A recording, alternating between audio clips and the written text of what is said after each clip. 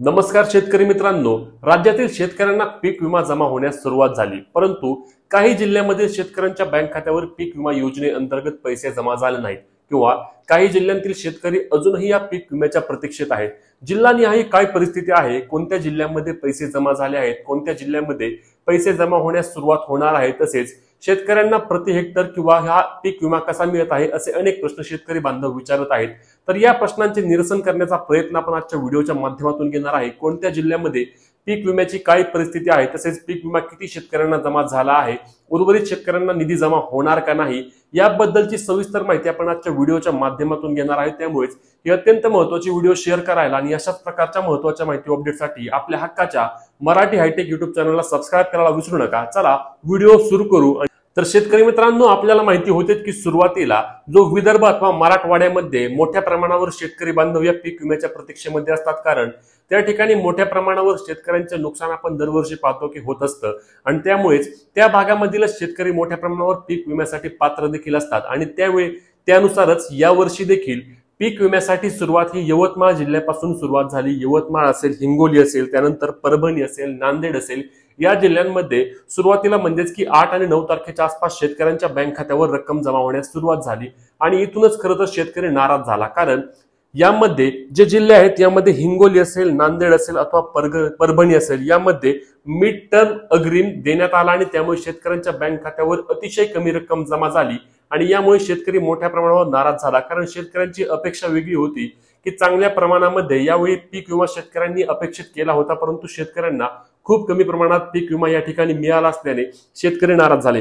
यवतमाळ जिल्ह्यामध्ये असेल किंवा लातूर जिल्ह्यामध्ये असेल आणि नांदेड जिल्ह्यामध्ये असेल, या सर्व जिल्ह्यांमध्ये देखील आता पीक विम्याचे वितरण मागील 2-3 दिवसांपासून सुरू आहे आणि यामध्ये शेतकऱ्यांचं ज्या प्रमाणामध्ये नुकसान झालं आहे, म्हणजेच की लक्षात घ्या, पण पीक विम्यासंदर्भात काय असतं की तुमचं पीक लावणीपासून पीक काढणीपर्यंत तुमचं नुकसान किती झालेलं आहे, त्यासोबतच तुमचा अग्रिम कसा कॅल्क्युलेट झाला आहे त्यावर तुमच्या खात्यावर ही रक्कम येत असते।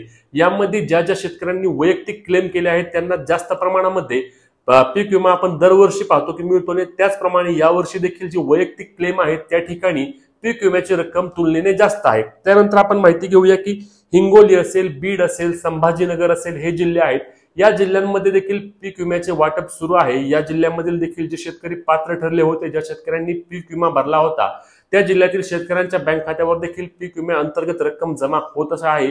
अनेक शेतकऱ्यांच्या बँक खात्यावर रक्कम जमा देखील झालेली आहे। अनेक शेतकरी प्रतीक्षित देखील आहेत, त्यांना देखील येत्या 1-2 दिवसांमध्ये पीक विमा जमा होणार आहे। लक्षात घ्या, मोठ्या प्रमाणावर बँक सुट्ट्या असतील किंवा मार्च एंडचा जो पिरियड असतो, या पिरियडमुळे काही प्रमाणामध्ये शेतकऱ्यांना यावेळी अडचण आल्या आहेत आणि यामुळे शेतकऱ्यांच्या बँक खात्यावर रक्कम होण्यास हा विलंब झाला आहे।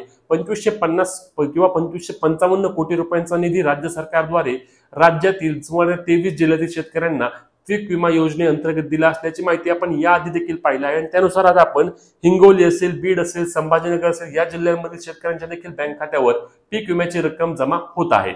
मित्रांनो, यानंतर सर्वाधिक एक विचारला गेलेला किंवा सोलापूर जिल्हा, ज्या जिल्ह्यामध्ये मोठ्या प्रमाणावर शेतकऱ्यांचे यावेळी नुकसान झाले होते, तर सोलापूर जिल्ह्यामध्ये शेतकऱ्यांचं मोठ्या प्रमाणावर अडचणी येत आहेत किंवा शेतकऱ्यांच्या तक्रारी देखील येत आहेत की शेतकऱ्यांच्या पॉलिसी ज्या आहेत त्या पॉलिसी या ठिकाणी या अप्रूव्ह केल्या जात नाहीये, त्या रिजेक्ट होत आहेत। यामध्ये काय झालेलं आहे, आपण पाहिलं की मागच्या वर्षी 1 रुपयामध्ये पीक विमा योजनेअंतर्गत काय झालं की कांदा पीक असेल किंवा इतर पिकांबद्दल शेतकऱ्यांच्याकडून काय झालं की शेतकऱ्यांनी मोठ्या प्रमाणावर यामध्ये बोगस जो पीक विमा भरला गेला आणि त्यामध्ये सोलापूर जिल्हा असेल, पुणे जिल्हा असेल, हा पट्टा जरा जास्त प्रमाणामध्ये होता आणि त्यामुळेच या ठिकाणची अनेक शेतकऱ्यांचं काय झालं की यावेळी देखील ज्यांनी बोगस पीक विमा भरला आहे त्यांचे पीक विम्याच्या पॉलिसी रिजेक्ट केल्या आहेत आणि त्यामुळे शेतकऱ्यांना मोठ्या प्रमाणावर फटका हा सोलापूर जिल्ह्यामध्ये देखील बसला आहे आणि त्यामुळे सोलापूर जिल्ह्यामध्ये वाटप देखील सुरू नाहीये। जर वाटप शेतकऱ्यांच्या बँक खात्यावर येण्यास हा विलंब होत आहे, कारण पॉलिसी पुन्हा एकदा चेक केल्या जातात काही ठिकाणी। तर यामध्ये सोलापूर जिल्ह्यामध्ये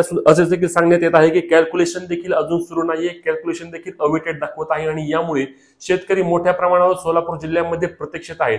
तर सोलापूर जिल्ह्याला चिटकून असलेला जिल्हा धाराशिव, या धाराशिव जिल्ह्यामध्ये पीक विम्याचे वाटप सुरू आहे। यामध्ये अशा माहितीनुसार 6000 ते 6200 रुपये हेक्टर प्रमाणे शेतकऱ्यांच्या बँक खात्यावर धाराशिव जिल्ह्यातील शेतकऱ्यांना हा निधी जमा देखील झालेला आहे आणि जे शेतकरी अजून बाकी आहेत त्या शेतकऱ्यांना देखील हा निधी येत्या 2-3 दिवसांमध्ये 100% जमा होणार आहे।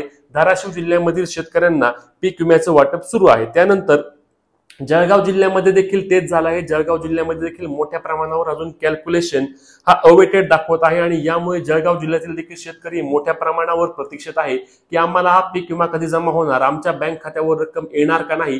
तर रक्कम 100% येईल, परंतु तुम्हाला काही दिवस थांबावे लागू शकते, कारण अजून शेतकऱ्यांचं या ठिकाणी कॅल्क्युलेशन हे अवेटेड दाखवत आहे। जळगाव जिल्ह्याची आपण सांगितली माहिती या ठिकाणी। त्यानंतर आपला जो जवळचा जिल्हा आहे तो म्हणजेच की अहिल्यानगर असेल, तर अहिल्यानगरमध्ये देखील आता कॅल्क्युलेशन सुरू असल्याची माहिती मिळत आहे। शेतकऱ्यांच्या बँक खात्यावर प्रत्यक्षात निधी देखील येत्या 2-3 दिवसांमध्ये जमा होणार आहे। तसंच सेम कंडिशन आहे धुळेमध्ये देखील। धुळेमध्ये देखील शेतकऱ्यांना कॅल्क्युलेशन सुरू होऊन आता काही दिवसांमध्ये पैसे जमा होणार आहेत। परंतु परभणी जिल्ह्यामधील देखील अनेक शेतकऱ्यांच्या बँक खात्यावर अद्याप रक्कम जमा झाली नाही। ज्यांना जमा झाली त्यांना देखील खूप कमी प्रमाणामध्ये रक्कम जमा झाल्याने परभणी जिल्ह्यातील देखील शेतकरी यामध्ये नाराज आहे, कारण परभणीमध्ये सर्वाधिक जास्त पीक विमा मंजूर झाल्याचं आपण पाहिलं होतं। परंतु शेतकऱ्यांना ज्यावेळी रक्कम मिळत आहे ती रक्कम काही प्रमाणामध्ये शेतकऱ्यांच्या अपेक्षापेक्षा कमी आहे, त्यामुळे शेतकरी पुन्हा एकदा नाराज आहे। एकतर कर्जमाफी झाली नाही, त्यानंतर शेतकरी सन्मान निधीचे पैसे देखील वाढले गेले नाहीत आणि त्यानंतर आता पीक विम्यामध्ये देखील शेतकऱ्यांची मोठ्या प्रमाणावर नाराजी झाल्याने शेतकरी पुन्हा एकदा मोठ्या प्रमाणावर नाराज आहे, आक्रोश देखील करत आहे, कारण पीक विमा योजनेअंतर्गत देखील शेतकऱ्यांचे समाधान झाले नाहीये। यामध्ये देखील डोंगर पोखरून उंदीर काढला असे अनेक शेतकऱ्यांची देखील भावना आहे।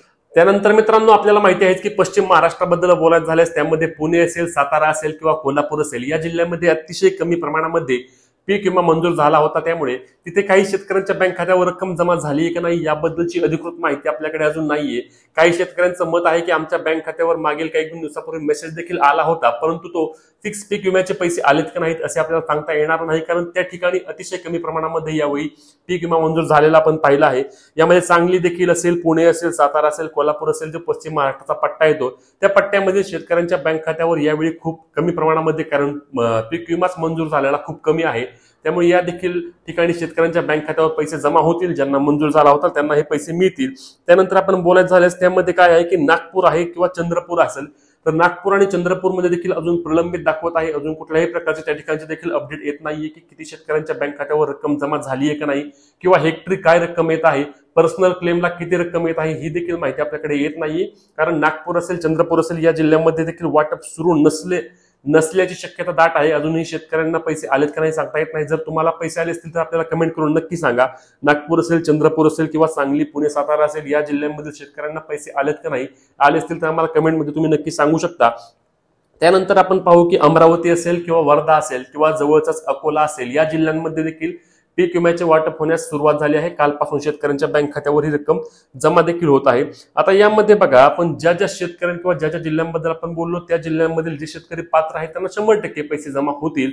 ज्यांना हा आता विमा कॅल्क्युलेशन अवेटेड दाखवत आहे त्यांचं कॅल्क्युलेशन करून त्यांना संबंधित रक्कम येत्या 4-5 दिवसांमध्ये किंवा 8 दिवसांमध्ये जमा केली जाईल। कारण आता लक्षात घ्या आपण की ज्यावेळी बँक हॉलिडे येतो त्यावेळेनंतर ही विम्याची प्रोसेस जी असते ती होत नाही, परंतु ज्या शेतकऱ्यांना यापूर्वी पैसे आले आहेत किंवा आता जे शेतकऱ्यांच्या बँक खात्यावर रक्कम जमा झाली आहे त्यांना मोठ्या प्रमाणावर आपण सुट्टी दिवशी देखील पैसे जमा झाले आहेत, कारण हे डीबीटीद्वारे पैसे ट्रान्सफर होतात। त्यामुळे तुम्हाला हा क्लेम मंजूर झाला असल्यास तुम्हाला पैसे येतील, कुठल्याही प्रकारची काळजी करू नका। आता ही रक्कम फक्त तुमच्या क्लेम जो झाला आहे त्या क्लेमवर डिपेंड आहे की तुम्हाला हा वैयक्तिक क्लेम आहे किंवा तुमचा हा मिड टर्म आहे किंवा अग्रिम आहे, यावर तुमचा किती पैसे जमा होणार हे सर्व गोष्टी डिपेंड करत आहेत। त्यामुळे यामध्ये फिक्स किती रक्कम येईल ती जिल्ह्यानुसार असणार आहे आणि नुकसानानुसार असणार आहे। परंतु लक्षात घ्या की सध्या पीक विम्याची कंडिशन ही आहे, जे जिल्हे मी सांगितले त्या जिल्ह्यांमध्ये रक्कम जमा होण्यास सुरुवात आहे। जवळपास 80% ते 85% जिल्ह्यांमध्ये पीक विमा वाटप झालेलं आहे।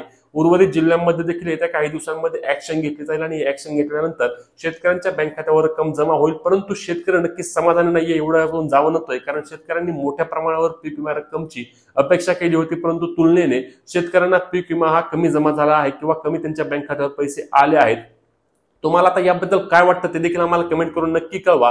तसेच तुम्हाला पैसे मिळाले का नाही हे देखील आम्हाला सांगा, जेणेकरून आपल्या फॉलोअर्सला किंवा आपल्या सबस्क्रायबर्सला ही माहिती मिळेल की नक्की पीक विमा कुठे जमा होत आहे, किती जमा होत आहे। आणि ही अत्यंत महत्त्वाची व्हिडिओ शेअर करायला आणि अशाच माहितीसाठी आपल्या हक्काच्या शेतकऱ्यांच्या मराठी हायटेक युट्यूब चॅनलला सबस्क्राईब करायला विसरू नका। भेटूया पुढच्या व्हिडिओमध्ये, तोपर्यंत जय